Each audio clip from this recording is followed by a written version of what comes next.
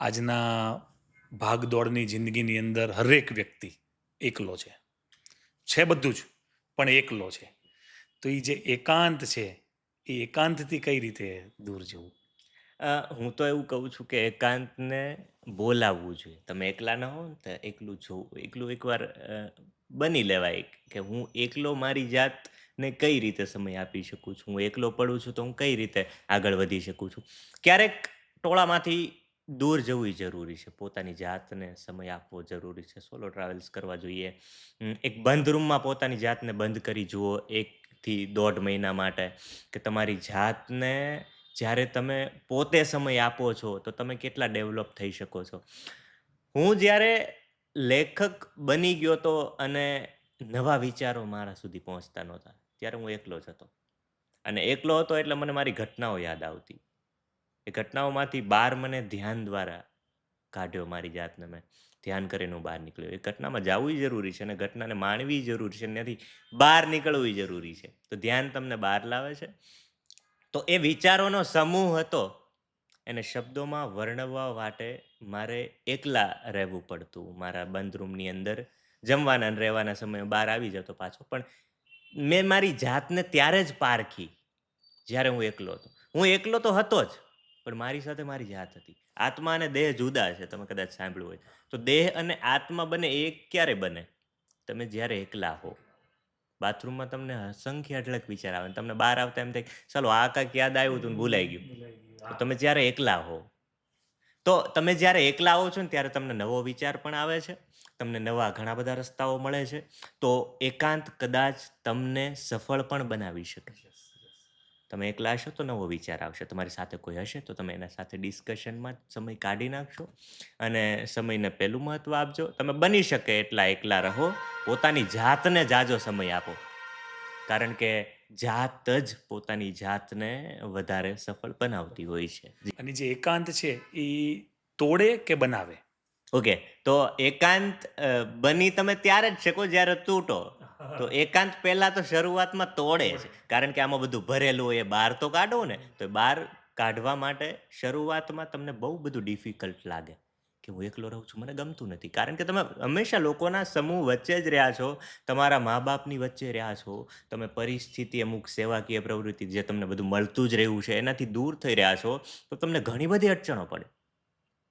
તમે હંમેશા મીઠું પાણી જ પીધું હોય ને તમને એક વખત ખારું આપે તો તમને વધારે ખારું લાગવાનું છે ને. તમે તીખું જ ખાધું હોય ને અચાનક તમને ગળ્યું આપે તો તમને નહીં ભાવે. તો આજે શરૂઆતનું જે સ્થાન હોય એકાંતનું, એ તમને બહુ અડચણોવાળું લાગશે. પણ ધીમે, ધીમે, ધીમે તમને એની આદત પડશે. પણ એક વસ્તુ બહુ આમાં ફાયદાકારક છે કે તમે જ્યારે એકલા પડો છો ને, ત્યારે તમે સત્યની એકદમ સમીપ હોવો છે. તમે ઈશ્વરને એકદમ સમીપ હોવ છો. કારણ કે નવો વિચાર આવે છો પહેલાં તો. તમે ધ્યાનની બહુ નજીક જાઓ છો અને ધ્યાન એટલે એકાંત, એકાંત એટલે ધ્યાન અને તમારા શ્વાસને ઓળખવાનો તમે ટોળા વચ્ચે હો તમને ઘડિયાળનો અવાજ નહીં સંભળાય. પણ ઘડિયાળનો અવાજ તમને ત્યારે સંભળાશે જ્યારે તમે એકલા હો, શાંત વાતાવરણમાં હો. તો આપણી વચ્ચે આજુબાજુ શું છે એ તમે નોટ કરશો. તમે જ્યારે માઇક્રો વસ્તુ નોટ કરશો કે મારી ઘડિયાળ છે, એમાં કાંટો છે, કાંટો અવાજ કરે છે, તો સામાન્ય અવાજ તમને સંભળાશે. એવી જ રીતે તમે ધ્યાન કરવા બેસો ત્યારે શ્વાસનો અવાજ તમને સંભળાશે અને તમારી અંદરની ઘણી બધી રચનાઓ તમને સંભળાશે અને તમે અંદર ઉતરશો. એટલે તમને યાદ આવશે કે હું તો છું. આ મનમાં વિચારું છું કે આવું આવું હોય, પણ હું શબ્દોનો ઉપયોગ નથી કરતો. તો આજે હું વિચારું છું એ કોની સાથે વાતચીત થઈ રહી છે, વાર્તાલાપ કોની? તો એ તમારી જાત છે. તો આ દેહ અને આત્મા આ જે જાતો વાત કરતી હોય ને, ત્યારે આખું નવું સર્જન થતું હોય. તો આ જે નવું સર્જન છે ને, એકાંત સિવાય કોઈ કરી શકતું નથી. એટલે એકાંત પહેલા તોડે છે અને પછી બનાવે છે. તો બનાવવા સુધીની આપણે રાહ જોવાની હોય. પહેલા તૂટતું રહેવાનું. જી. તમે જે ધ્યાનની ને એવી વાત કરી, એટલે ઘણા બધા એક્સપેરિમેન્ટ હું પણ કરું છું. એટલે મેડિટેશન હું કરું છું. મેડિટેશનની અંદરથી એક વસ્તુ તો બહુ ખાસ જાણવા મળી છે કે કોઈ પણ દિવસ હરેક દુનિયાની અંદર જેટલી પણ સમસ્યા છે એનું સમાધાન મૌન રહેવાથી થાય. એટલે જે મૌન છે એ ક્યાં સુધી તમને લઈ જાય? ભગવાન સુધી કે પોતાના સુધી? સોરી. હવે વાત આવી મૌનની. તો ફર્સ્ટ ઓફ ઓલ તમે કીધું કે સમાધાન મૌનથી જ થાય. બરોબર. સમાધાનનો એક વિકલ્પ એ છે કે સમાધિ. સમાધિ એટલે તમામ પ્રશ્નોનું સમાધાન. સમાધાન આ શબ્દો મળતા આવે છે. તો સમાધિ એટલે મૌન રહેવું. બરોબર છે, સમાધિમાં બેસવું એટલે વિચારોની મૌનતા. પહેલા તો મૌન રહેવાનો અર્થ બોલતા બંધ થઈ જવું નહીં, વિચારોને બંધ કરવા. તમે ભલે બોલો ઓમકારનો સહયોગ લ્યો કે કોઈ મંત્ર બોલો છો, પણ વિચારો તમારા મૌન હોવા જોઈએ. તમે જ્યારે અગરબત્તી કરો ત્યારે એક ટંકોરી વગાડો છો સાથે, તો એ ટંકોરી શું છે? એક એવી ધ્વનિ પેદા કરે છે કે તમારા વિચારો બંધ થાય, તમારું ધ્યાન આમ તેમ ન થાય. તો આ જ્યારે તમને ખબર પડે કે કોઈ એવી ધ્વનિનો હવે ઉપયોગ નથી કરવાનો, મારા મગજને મેં એટલું ટ્રેન કર્યું છે, મારી જાતને મેં એટલી ડેવલપ કરી છે કે કોઈ પણ વિચાર આવતો હું બંધ કરી શકું છું. અને એ વિચારોને બંધ એકમાત્ર ધ્યાન જ કરી શકે, કારણ કે ધ્યાન રાખવું, કોઈ એમ કે ધ્યાન રાખજો, તો આપણે ધ્યાન રાખવાનું છે કે કોઈ વિચાર ન આવે. તો આ વિચારો આવતા બંધ થશે ત્યારે તમે મૌન રહેશો, વિચારોથી મૌન, શબ્દોથી નહીં. શબ્દોથી તમે કદાચ મૌન રહ્યો તો એનો કોઈ એવો અર્થ નથી, પણ વિચારોથી મૌન રહ્યો તો તમારે ઘણા બધા તમારે જાતને ઓળખવાના નવા રસ્તાઓ ખુલશે. તમે ઈશ્વરની સમીપ, ઈશ્વરની કોઈ ભાષા નથી. મને પેલા પ્રશ્ન હતો કે કૃષ્ણ તો એકદમ સંસ્કૃત ભાષા, કૃષ્ણના શ્લોક, કૃષ્ણની વાતો, અને મીરાબાઈ મારવાડી કલ્ચરના, તો આ કઈ રીતનો મેળ, એ લોકોનો સંવાદ શું?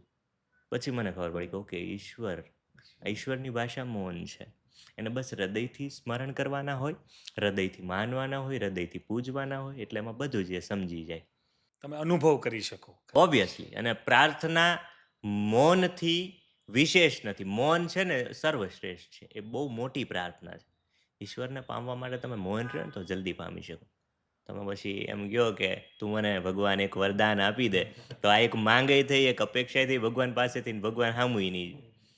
તો મૌન રહ્યો, એને ખબર છે તમને શું જોઈએ છે, એના સમય આપી દેશે. અમી, ભગવાનને શોધવા માટે આંખ બંધ કરવાની જરૂર છે કે અંદર શોધવાની જરૂર છે? હા, હવે આ ઘટના જ હું તમને એક ઉદાહરણ આપીને સમજાવું. મારી બાજુમાં આરતી થતી હતી માતાજીની, અને આરતીમાં ઘણા બધા પુરુષો ઊભા હતા ચપ્પલ કાઢીને, અને અમે બાજુમાં બેઠા હતા. તો એ લોકોએ એવો આગ્રહ કર્યો કે ભાઈ આરતીમાં આવો, જોડાવો. અને એ લોકો આંખ બંધ કરીને જ આરતી કરતા હતા, પણ બાજુમાંથી ગાડી આવે ને તો એ લોકો આંખ ખોલીને જોતા હતા કોની ગાડી છે, પાછા આરતીમાં. અને અમે બેઠા બેઠા આરતીમાં હાજર હતા. તો આ થઈ, આંખ અમારી ખુલ્લી જ છે, પણ અમારી હાજરી આરતીમાં છે. અને એ લોકોની આંખ બંધ છે, દેહ હાજર છે આરતીમાં, પણ એનું ધ્યાન બીજે છે, ગાડી કોણ આવે છે. અને એક બહુ સરસ ઉદાહરણ છે, મારા પપ્પા મને ઘણીવાર કહેતા હોય કે એક દાદા ઘરમાં માળા કરતા હતા અને વહુ રસોડામાં વાળતા હતા. તો રસોડાના દરવાજેથી બીજા દાદાએ કીધું કે ભાઈ બેટા દાદા ઘરે છે? તો કે દાદા તો વાડીએ ગયા. દાદા ઘરમાં માળા કરે છે. તો કે ભાઈ દાદા ઘરે છે? તો કે દાદા તો વાડીએ ગયા. દાદાએ ફટાફટ 108 પૂરા કર્યા મણકા અને કીધું કે લા વહુ, ફલાણા ફલાણા ભાઈ આવ્યા, તમે એવું કીધું કે વાડીએ ગયા, તમને ખબર તો છે હું અંદર માળા કરું છું. તો કે દાદા તમારું માળામાં ધ્યાન હતું ખરા? તો કે ના. તો કે ક્યાં ધ્યાન હતું તમારું? કે ફલાણા વશરામભાઈના બકરા વાડીમાં ઘરી ન જાય તો સારું, પાકનો બગાડ કરી નાખશે. તો કે ન્યા ધ્યાન હતું ને દાદા? તો કે હા. તો કે તમે માળા નહોતા કરતા, તમારું માળામાં ધ્યાન જ નહોતું, તમે વાડીએ જ હતા. તો આમાં છે ને આપણી હાજરી મહત્વની હોય છે. એટલે આપણી આંખ બંધ હોય, ખુલ્લી હોય, મેટર નથી કરતું. તમારી જાત ક્યાં છે ને મેટર કરે છે. તમે મંદિરે જાઓ કે ન જાઓ, ઈશ્વર તમારી પાસે આવશે. એવી કન્ડિશન બનાવો તો આ વસ્તુ છે. એટલે દ્વાર કદાચ ભગવાનના ખુલ્લા જ હોય છે, આપણી આંખ બંધ ખુલ્લી હોય મેટર નથી કરતું, પણ તમારું ધ્યાન છે ને ઈશ્વર સુધી લઈ જાય છે. એક માણસ છે, એનું જ્યારે મન તૂટે, એ ઈશ્વરને યાદ કરે છે કે પોતાને શોધે છે? એક માણસનું જ્યારે મન તૂટે ને તો એ ઈશ્વરને યાદ કરે છે. કેમ ખબર? કારણ કે એને ખબર છે કે મારી આજુબાજુ ક્યાંક એવી ઉર્જા છે જે મને મદદરૂપ થશે. અને હંમેશા કોઈ પણ માણસ તૂટે ને પછી જ ઈશ્વર પાસે જાય છે. હમણાં બ્રેકઅપ થાય ને પછી હરે કૃષ્ણ, કૃષ્ણ સાથે જોડાવા માટે મહિલાઓની, સ્ત્રીઓની સંખ્યા વધી ગઈ છે. તમે જોજો, આ માર્ક મેં કરેલું છે ને તમે કરજો. કારણ કે ઈશ્વરની સમીપ આપણે ત્યારે જ જઈએ છીએ જ્યારે પડી ભાંગીએ, ત્યારે જ આપણને ખબર પડે કે આપણી ઈશ્વર આપણને આમાંથી બહાર કાઢશે. પણ એ પહેલા તમે ઈશ્વર સાથે જોડાઓ તો ઈશ્વર સાથે કનેક્શન તમારું વધારે સ્ટ્રોંગ થશે. તો આપણે તૂટીએ ને પડી ભાંગીએ ને કોઈ મુશ્કેલીમાં ફસાઈએ ત્યારે જ કેમ આપણને ઈશ્વર યાદ આવે, પહેલા પણ યાદ આવવો જોઈએ. તો અત્યારની સામાન્ય પ્રજા ઈશ્વર સમીપ ત્યારે જ જાય છે જ્યારે કંઈક દુઃખમાં હોય, ક્યારેક મુશ્કેલીમાં હોય, તકલીફોમાં હોય, ત્યારે જ ઈશ્વર પાસે જાય છે. જ્યારે સારું હોય ને સુખી હોય ને ખુશ હોય ત્યારે નહીં. ત્યારે હા, થેન્ક યુ કહેવા માટે નહીં. દુઃખમાં જ જાય છે. અને માનતા હોય ત્યારે જ રખાય છે. ક્યારેક એકદમ આમ સુખી હોય ને એવી ઈચ્છા નહીં થાય કે હું મંદિરે જઈ આવું ને આજે આ કરું ને ભગવાન માટે આ નહીં. તમે ત્યારે તકલીફમાં ઈશ્વર મને તકલીફમાંથી બહાર કાઢો, હું તમને આ લાંચ આપીશ. તો આવું બધું હોય છે અત્યારે. તો ઈશ્વર તો હંમેશા તમારી આજુબાજુ જ છે. તું ન જાને આસપાસ હે ખુદા. તો ઈશ્વર હંમેશા આજુબાજુ જ છે. માત્ર એને સ્મરણ કરવાની જરૂર છે, એને સ્મરવાની જરૂર છે, એનું ભજન કરવાની જરૂર છે, એનું ધ્યાન કરવાની જરૂર છે. એ તમે તકલીફમાં ન હો ને ત્યારે. તો એ તકલીફમાં તમે ઊભા છો ને ત્યારે સામેથી આવશે. તમારે એની પાસે જવાની જરૂર નથી. રાઈટ? તો આ વસ્તુ છે. અમી, જીવનની અંદર સૌથી મોટું સાહિત્ય પુસ્તક છે કે અનુભવ? વાહ! આ બહુ સુંદર પ્રશ્ન છે. આનો ડીપ આનો કદાચ અર્થ છે. જીવનમાં સૌથી મોટું સાહિત્ય પુસ્તક છે કે અનુભવો છે? હવે તમે સમજો, કોઈ પણ અનુભવો પુસ્તક લખ્યા કે વાંચ્યા પછી નથી થતા. અનુભવો છે એ જ પુસ્તક છે એવું સમજો. કારણ કે પુસ્તકમાં અનુભવો જ લખાયા છે. હું પ્રવાસ યાત્રા કરું અને પ્રવાસનું વર્ણન કરું તો એક મારો અનુભવ જ છે ને. તો અનુભવોથી શ્રેષ્ઠ વસ્તુ કાંઈ નથી. સૌથી મોટું સાહિત્ય અનુભવ જ છે. અનુભવોમાંથી જ પુસ્તકો નીકળ્યા છે.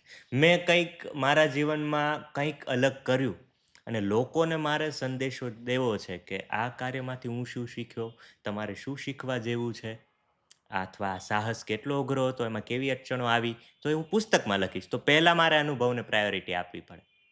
તો સૌથી મોટું સાહિત્ય અનુભવો હોય છે. અને મારું કદાચ ઘડતર, મારું ભણતર અનુભવો જ રહ્યા છે. પહેલાં મેં મારા અનુભવો લોકો સુધી પહોંચાડ્યા કે મારા જીવનમાં કેટલી અડચણો હતી, છતાં મેં હાર ન માનીને હું લોકો સુધી પહોંચ્યો અને પછી જ મેં પુસ્તક લખ્યું. અને મારા જીવનમાં ત્યારે વાંચન નહોતું જ્યારે અનુભવો હતા. એટલે અનુભવોમાંથી શીખો, પછી વાંચન માટે શબ્દો શોધો, શબ્દો લ્યો અને પછી અનુભવોને શબ્દોથી વર્ણવીને લોકો સુધી પહોંચો. એટલે અનુભવ બહુ જરૂરી છે. જી, બિલકુલ. જેમ આપણે વાત કરીએ એમ અગાઉ પાછું હવે પ્રેમ તરફ જઈએ છીએ.